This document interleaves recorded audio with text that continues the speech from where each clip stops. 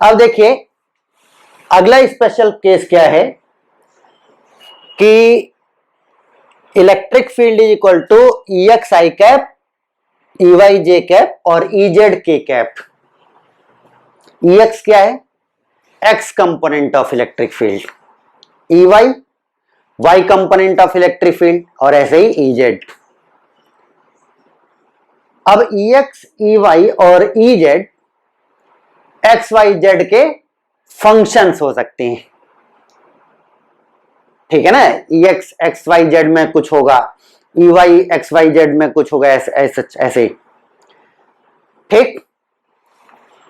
तो second function को भाई इलेक्ट्रिक फील्ड आईजेके में ऐसे ही लिखी जाएगी ना कुछ।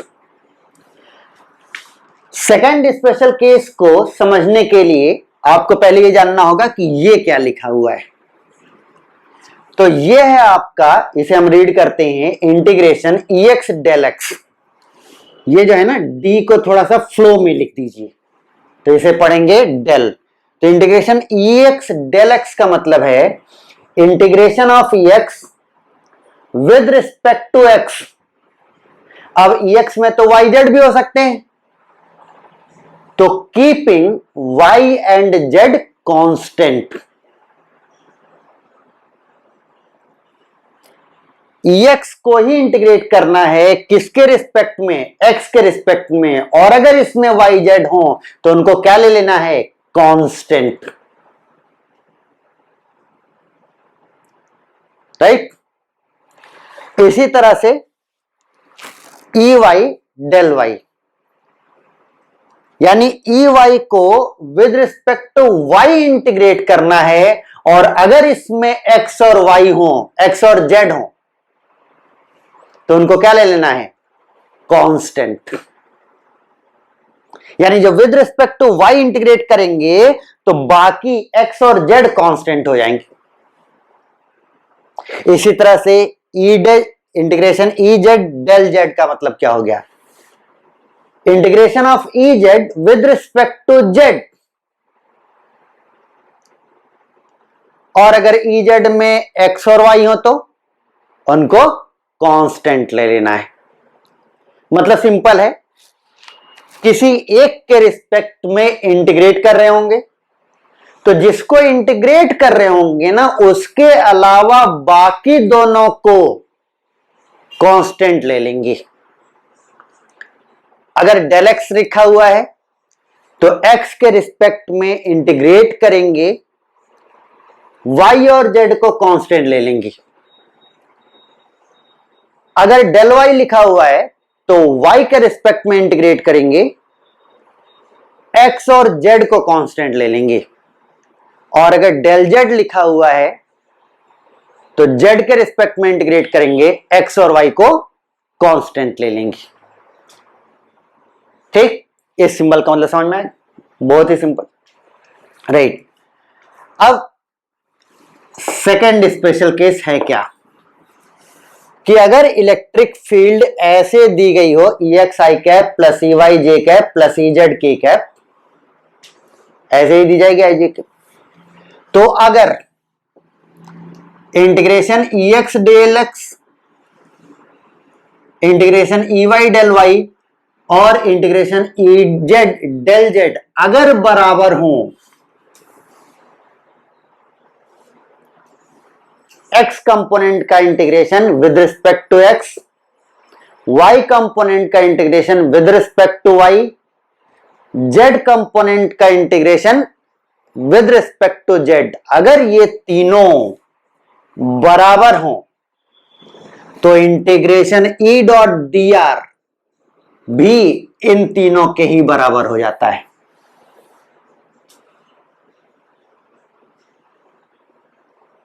ठीक, कि अगर x कंपोनेंट का integration with respect to x, y component का integration with respect to y और z कंपोनेंट का integration with respect to z अगर बराबर हो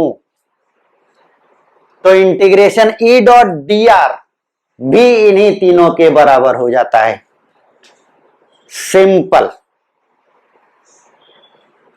ठीक। इसी को यहां पर कि भाई ये तीनों अगर f के बराबर हैं तो integration E dot D r भी f के बराबर होगा। ये तो मैंने भी बोला ना कि अगर ये तीनों बराबर हो जाएंगे तो integration E dot D r भी इनके बराबर हो जाएगा। ठीक, राइट। जैसे इसमें देखो, इसको इसी में अप्लाई करके दिखाता हूं। सबसे पहले हमें यह चेक करना है कि भाई integration E x del X, X और एक्स कंपोनेंट और वाई कंपोनेंट यही दोनों हैं बस, या कोएफिशिएंट ऑफ आई और कोएफिशिएंट ऑफ जे है बस, आई और जे है बस। सबसे पहले हमें यह चेक करना है कि क्या ये दोनों बराबर हैं, राइट। अगर ये दोनों बराबर होंगे, जेड तो है ही ना, है ही नहीं, अगर ये दोनों बराबर होंगे तब integration E dot D R इन दोनों के बराबर हो जाएगा। थ्योरम यही है कि अगर ये तीनों बराबर होंगे तो integration E dot D R इन तीनों के बराबर हो जाएगा। तो अपने इस सिचुएशन में क्या हो जाएगा कि अगर ये दोनों बराबर होंगे तो integration E dot D R इन दोनों के बराबर हो जाएगा, राइट। करके देखते हैं। E x, x component of electric field क्या है, वाई। किसके रिस्पेक्ट में इंटीग्रेट करना है, एक्स के रिस्पेक्ट में। चूंकि एक्स के रिस्पेक्ट में इंटीग्रेट कर रहे हैं तो वाई कांस्टेंट लिया जाएगा, और वाई कांस्टेंट लिया जाएगा तो वाई बाहर आ जाएगा, और क्या बचा, integration del x, integration DX, del X या डीएक्स अब बराबर हो गया सब बात। क्या हो जाएगा, एक्स के बराबर। जैसे डी टी का इंटीग्रेशन क्या होता है, टी, डी वाई का इंटीग्रेशन क्या होता है, वाई, डी एक्स का इंटीग्रेशन क्या हो जाएगा, एक्स, तो डेल एक्स का भी इंटीग्रेशन एक्स, यानी ये कितना आ गया, वाई एक्स, राइट। इसी तरह से ई वाई डेल वाई कैसे लिखेंगे, ई वाई क्या है, यानी वाई कंपोनेंट क्या है, एक्स। किसके रिस्पेक्ट में इंटीग्रेट करना है वाई कंपोनेंट को, वाई के रिस्पेक्ट। अब चूंकि वाई के रिस्पेक्ट में इंटीग्रेट कर रहे हैं तो एक्स कैसे ट्रीट किया जाएगा, कांस्टेंट, कांस्टेंट है तो बाहर आ जाएगा। इंटीग्रेट केवल किसको करना है, डेल वाई। डीएक्स का इंटीग्रेशन क्या होता है, एक्स, dt का इंटीग्रेशन क्या होता है, t, तो dy का, डेल y का इंटीग्रेशन क्या हो जाएगा, y।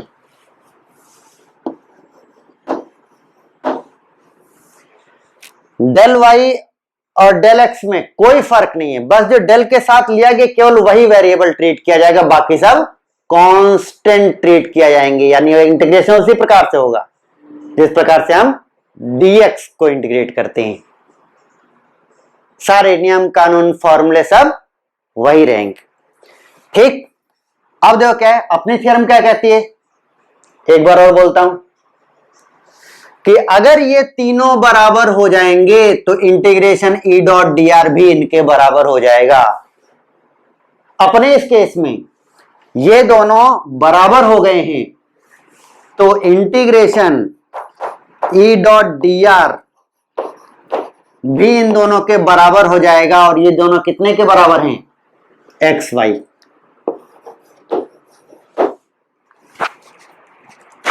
तो अपने को मिल गया है integration E dot D R, right. और सारा झंझट, जो सारी तकलीफ होती है वो integration E dot D R की तो होती है ना, ठीक। जितना भी अब तक मैंने आपको तरीका बताया कि पाथ को 2 पार्ट में ब्रेक करो, पाथ को 3 पार्ट में ब्रेक करो, और चूंकि वो सब लेंदी हो जाता था तो उसके लिए कुछ स्पेशल केस है, भाई इन जनरल तो वही करना पड़ेगा पाथ को ब्रेक करने वाला, ठीक।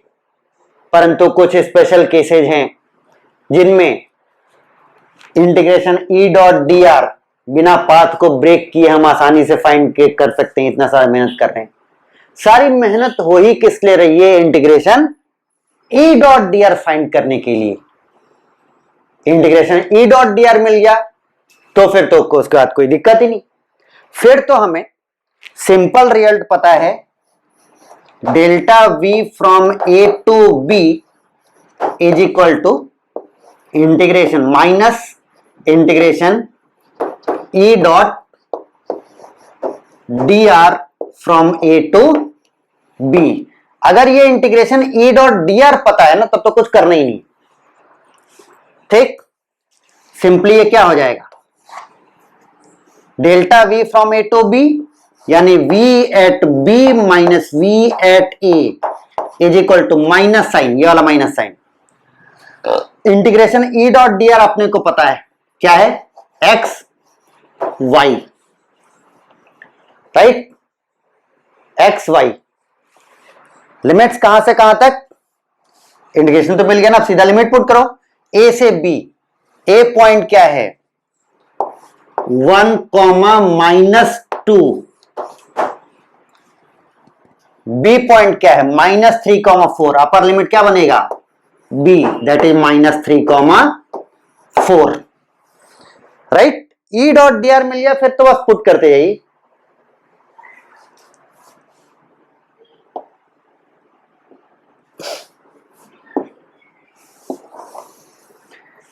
ठीक, अब क्या है, this imply that VB minus VA is equal to, पहले अपर लिमिट पुट करेंगे, माइनस साइन बाहर लगा देते हैं, पहले अपर लिमिट। तो अपर लिमिट के लिए, अपर लिमिट में x की वैल्यू -3, y की वैल्यू +4, तो x की वैल्यू -3, y की value +4, upper limit minus, lower limit put करेंगे, लोअर लिमिट केस में x की वैल्यू +1, y की वैल्यू -2, x की वैल्यू +1, y की वैल्यू -2, राइट। ये कितना आ गया, -4 3 जा 12, -12, माइनस और माइनस मिलके हो जाएगा +2, कितना आ गया -12 +2 -10, और -10 और ये माइनस +10, VB माइनस VA +10 मिल गया अपने को। लेकिन अपने को VB माइनस VA नहीं पूछा है, क्या पूछा है कि अगर VA 5 वोल्ट है तो VB कितना होगा, राइट। तो अगर VA तो पुट कर देते हैं, यानी VB माइनस VA की जगह 5 volt is equal to 10 volt, this imply that VB is equal to 15 volt, right. तो ये आपका आंसर। तो सेकंड केस एकदम सिंपल है कि अगर x कंपोनेंट ऑफ इंटीग्रेशन का integration with respect to x, y component का integration with respect to y, z component का integration with respect to z, अगर तीनों बराबर हैं, अगर तीनों बराबर हैं तो integration E dot D r भी इन तीनों के बराबर होगा, और integration E dot D r मिल गया, सब मिल गया, राइट। तो दो और क्वेश्चंस कर लेते हैं, ठीक। मैंने दोनों क्वेश्चंस बोर्ड पर लिख दिए हैं। अब आप क्या करिए, वीडियो को पॉज करिए, क्वेश्चन को सॉल्व करिए, आंसर निकल जाने के बाद वीडियो को रिज्यूम करिए और फिर सॉल्यूशन देखिए। पहले का सही हो जाए, पूरी समझ में आ जाए, तब फिर से वीडियो को पॉज करिए और फिर दूसरे का सॉल्यूशन देखिए, सॉल्व करिए एंड देन दूसरे का सॉल्यूशन देखिए। तो मैं पहले वाले को सॉल्व करता हूं और उम्मीद करता हूं कि सब लोग पहले वाले को एटलीस्ट सॉल्व कर चुके होंगे, तब ये बातें सुन रहे होंगे, राइट। सबसे पहला स्टेप है अपना, इसमें आई कैप, जे कैप, के कैप तीनों है। तो सबसे पहला स्टेप है अपना एक्स कंपोनेंट को एक्स के रिस्पेक्ट में, वाई कंपोनेंट को वाई के रिस्पेक्ट में और जेड कंपोनेंट को जेड के रिस्पेक्ट में इंटीग्रेट करके ये चेक करना कि तीनों बराबर आते हैं कि नहीं। राइट? तो सबसे पहले तीनों को कैलकुलेट करते हैं। तो एक्स कंपोनेंट यानी आई का coefficient 2xy z cube del X, x component को एक्स के रिस्पेक्ट में इंटीग्रेट करना है। तो with respect to X integrate कर रहे हैं, तो बाकी दोनों यानी y एंड z कांस्टेंट, तो कांस्टेंट चीजों को बाहर ले लीजिए, यानी कि ये 2y और z क्यूब कांस्टेंट, तो 2y z क्यूब कांस्टेंट, बचा क्या? Integration x del x। अब यहां पर डेल है या डी है कोई फर्क नहीं पड़ता। राइट? जैसा अगर dx होता तो तब इंटीग्रेट करते, वैसे ही डेल x है तब भी इंटीग्रेट करेंगे। डेल एक्स का सिंपल मतलब बस एक ही अलग मतलब है कि भाई y और z को कांस्टेंट मानते हुए बाहर निकाल दीजिए। एक बार आपने y और z को बाहर निकाल दिया और अंदर में केवल x बचा है, तब ये सिंपली जैसे dx होता तब इंटीग्रेट करते, वैसे ही अब भी इंटीग्रेट करेंगे। राइट? ठीक, तो equal to 2yz cube, right? ये तो कांस्टेंट टर्म हो गया। x dx का integration x to the power 1 plus 1 upon 1 plus 1, यानी x to the power 1 plus 1 यानी 2 अपॉन 2, तो 2 और 2 कट गया। राइट? अब y कंपोनेंट को y के रिस्पेक्ट में इंटीग्रेट करते हैं। तो y कंपोनेंट आपका क्या है? एक्स स्क्वायर जेड क्यूब, किसके रिस्पेक्ट में इंटीग्रेट करना है? y के रिस्पेक्ट। अब चूंकि y के रिस्पेक्ट में इंटीग्रेट कर रहे हैं, तो बाकी दोनों यानी x एंड z कैसे हो जाएंगे? कांस्टेंट। तो x और z को बाहर ले लीजिए, यानी X square Z cube constant बाहर, और अब इंटीग्रेशन के लिए केवल क्या बचा?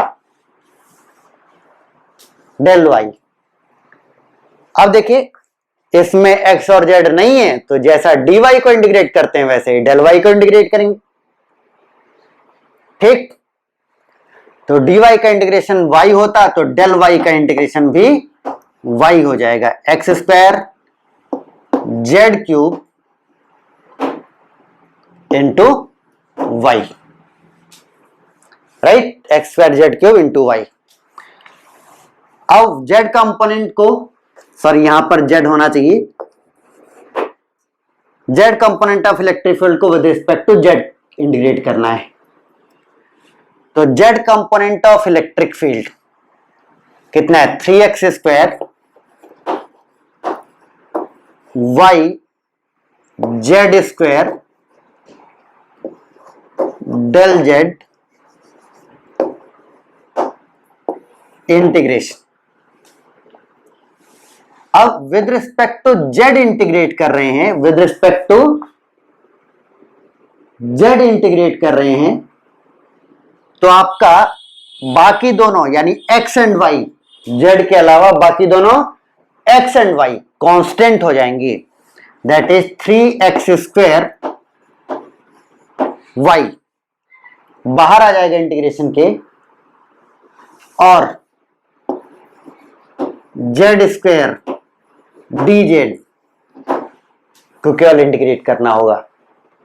राइट? तो z स्क्वायर dz, अब तो भाई केवल z है ना अंदर, तो ये डेल z है dz है, तो कोई फर्क नहीं पड़ता, बस इंटीग्रेट कर देना है। तो z स्क्वायर का इंटीग्रेशन क्या हो जाएगा? z to the power 2 plus 1 upon 2 plus 1, यानी z क्यूब अपॉन 3। तो ये आपका आ जाएगा 3x² y z³ अपॉन 3। तो ये 3 और 3 कट गया, राइट। तो अब आप देख सकते हैं कि ये तीनों के तीनों इक्वल आ गए हैं। ये तीनों के तीनों इक्वल आ गए हैं। कितने कितने बराबर आ गया है? x² y z³। तीनों के तीनों इक्वल आ गए हैं। तो इंटीग्रेशन E डॉट dr, तीनों के तीनों इक्वल आ गए हैं, तो इंटीग्रेशन E डॉट dr भी इन तीनों के बराबर हो जाएगा। यानी कितना हो जाएगा? x² y z³, right.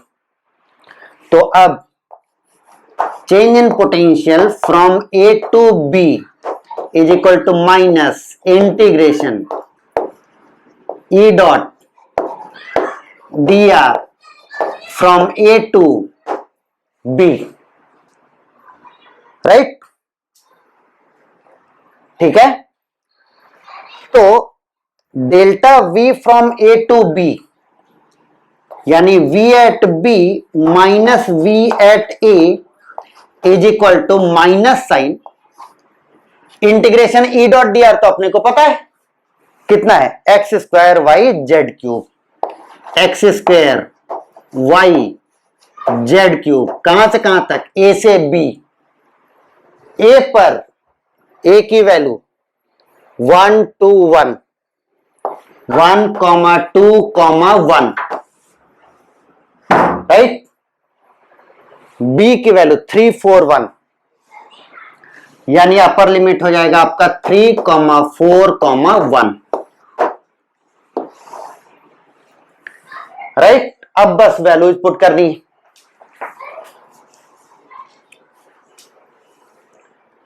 तो वैल्यूज पुट करने में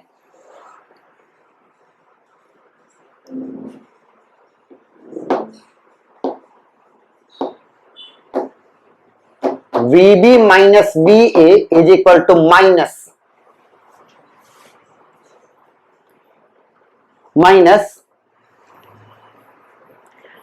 x, अपर लिमिट पहले पुट करेंगे ना, x की जगह 3, y की जगह 4, z की जगह 1।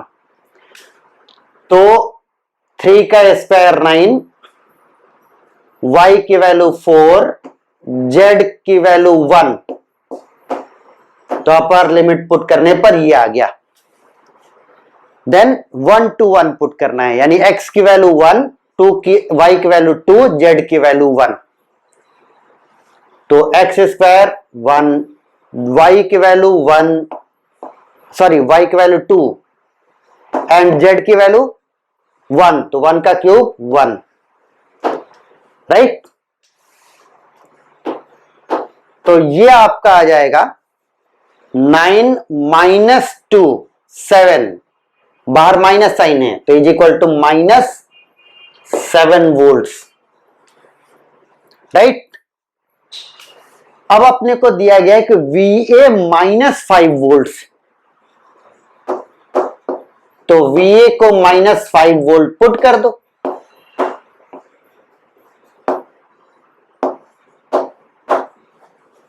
राइट। तो VA को हमने माइनस 5 वोल्ट पुट कर दिया, इज इक्वल टू कितना? Minus 7 volt. तो यहां से आपको मिल जाएगा कि VB is equal two plus 5 को इधर ले आएंगे तो माइनस 5 हो जाएगा, minus 7 minus 5 minus 12 volts, right. Check करिए कितने लोगों का सही हुआ। मैं मिटाता हूं।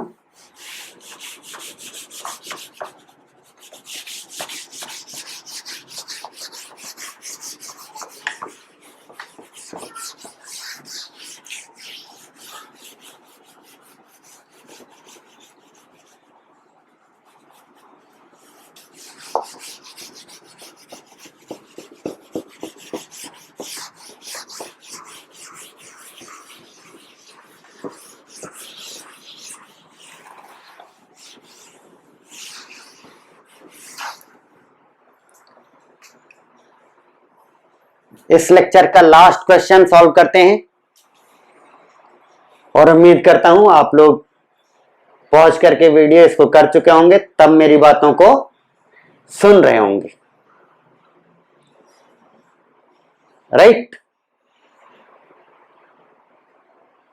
ठीक।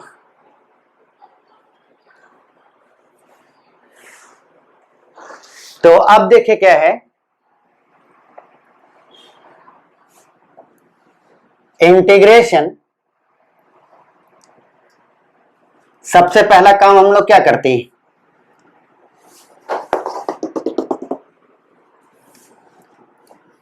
Integration EX DX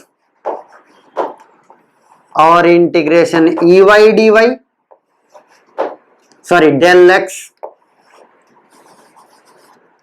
del Y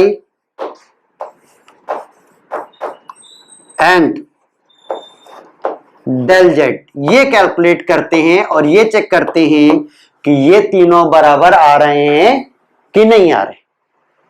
right, ठीक, चेक करते हैं। X कंपोनेंट या I का कोएफिशिएंट कितना आ गया, 2xy अंडर रूट Z। किसके रिस्पेक्ट में इंटीग्रेट करना है, X के रिस्पेक्ट में इंटीग्रेट करना है। अगर X के रिस्पेक्ट में इंटीग्रेट करना है तो बाकी दोनों यानी Y एंड Z कांस्टेंट, तो Y एंड Z कांस्टेंट यानी 2y रूट Z कांस्टेंट बाहर आ जाएगा और फिर बचेगा केवल इंटीग्रेशन x डेल x।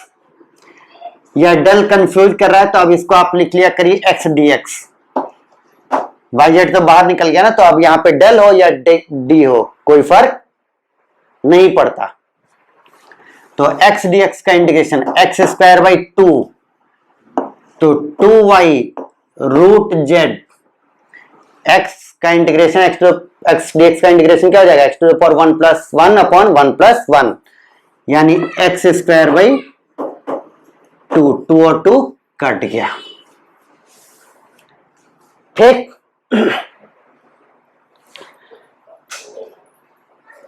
अब y component of electric field या J का coefficient x square root Z किसके रिस्पेक्ट में इंटीग्रेट करना है, y के रिस्पेक्ट में इंटीग्रेट करना है, इज इक्वल टू y के रिस्पेक्ट में इंटीग्रेट कर रहे हैं तो क्या कांस्टेंट हो जाएगा, y को छोड़ के सब, और y को छोड़ के सब मतलब x एंड z। राइट, तो x square root z integration del की जगह अब क्या हो जाएगा dy। बाकी दोनों बाहर हो गए ना x और z, तो चाहे डेल हो या d हो क्या फर्क पड़ता है। तो आपका x square root z constant और dy का इंटीग्रेशन y। राइट, ठीक। अब z component of electric field 1/2 x square y upon root z किसके रिस्पेक्ट में इंटीग्रेट करना है, z के रिस्पेक्ट में इंटीग्रेट करना है। तो किसको कांस्टेंट मान लेंगे, z को छोड़ के सबको, यानी x एंड y को।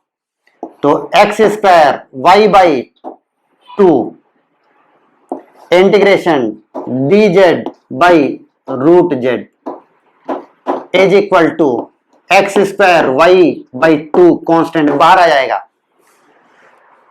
1 अपॉन रूट z को इंटीग्रेट करना है। राइट, तो इधर रफ में इंटीग्रेट कर देता हूं।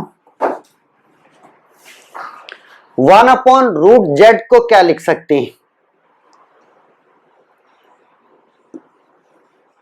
z टू द पावर -1 ऐसे। तो n की वैल्यू हो गई -1/2, तो n प्लस 1 क्या हो जाएगा, +1/2, यानी कि इसका इंटीग्रेशन हो जाएगा z to the power +1/2 upon 1/2, z to the power n plus 1 upon n plus 1।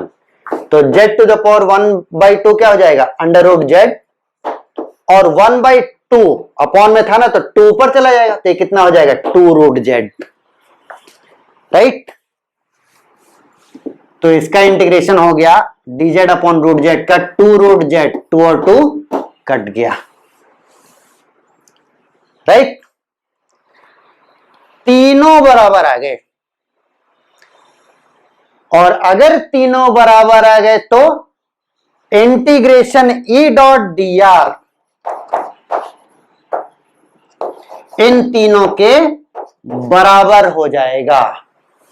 अगर तीनों बराबर आ गए तो इंटीग्रेशन E.dr तीनों के बराबर हो जाएगा। कितना है, x² y √z। यहां तक पहुंच गया, उसके बाद गेम ओवर, कुछ भी नहीं बचा है, ठीक। अब तो हम डायरेक्टली बस लिख सकते हैं delta v from a to b is equal to minus integration E.dr from a to b, right. अब इंटीग्रेशन E.dr, तो माइनस E.dr की वैल्यू तो अपने को पता है, x² y √z, x² y √z, कहां से कहां तक, a से b। a पॉइंट क्या है, 1, -2, 4, b पॉइंट तक -1, 2, 9, -1, 2, 9, right? This implies that v at b minus v at a is equal to minus sine. पहले अपर लिमिट पुट करेंगे। अपर लिमिट क्या है, x की वैल्यू 1, y की वैल्यू 2, z की वैल्यू 9। तो x की वैल्यू 1, 1 का स्क्वायर 1, y की वैल्यू 2, 2, z की वैल्यू 9, √z है, तो √9 कितना हो जाएगा, 3, माइनस लोअर लिमिट, x की वैल्यू 1, तो x का स्क्वायर 1, y की z की वैल्यू 4, तो √z कितना हो जाएगा, 2, राइट। तो VB minus VA is equal to 3 2 6, minus minus plus हो जाएगा, तो 6 + 4 10, यानी -10 volts, right. VB minus VA हो गया है आपका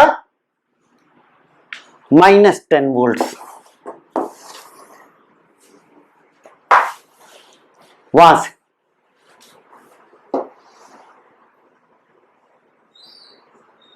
अब VA की वैल्यू दी गई है, तो VA की वैल्यू पुट कर दो, तो VB -10, VA की वैल्यू लकीली उतनी दी गई है जितना ना ये आए, VB माइनस VA, तो VA की value 10 is equal to -10। This implies that -10 कर जाएगा तो VB is equal to 0 volts, right. यानी पोटेंशियल एट B कितना हो गया है, 0 वोल्ट्स, राइट। नेक्स्ट क्लास में हम लोग थर्ड पॉइंट देखेंगे। थर्ड पॉइंट क्या था अपना, थर्ड पॉइंट में अपने को क्या सीखना था ना, इसको मिटा दे थोड़ा सा। थर्ड पॉइंट पे हम सीखेंगे कि अगर अब तक हम क्या देख रहे थे कि अगर इलेक्ट्रिक फील्ड दिया हो तो पोटेंशियल कैसे फाइंड करेंगे, इलेक्ट्रिक फील्ड दिया हो तो पोटेंशियल कैसे फाइंड करेंगे, ई डॉट डी आर फाइंड कर।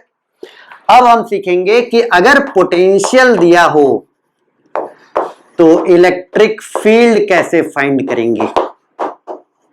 अब मेरे ख्याल से इस सिंबल को क्या बोलेंगे, ये समझ गया हूं, क्या बोलेंगे, डेल,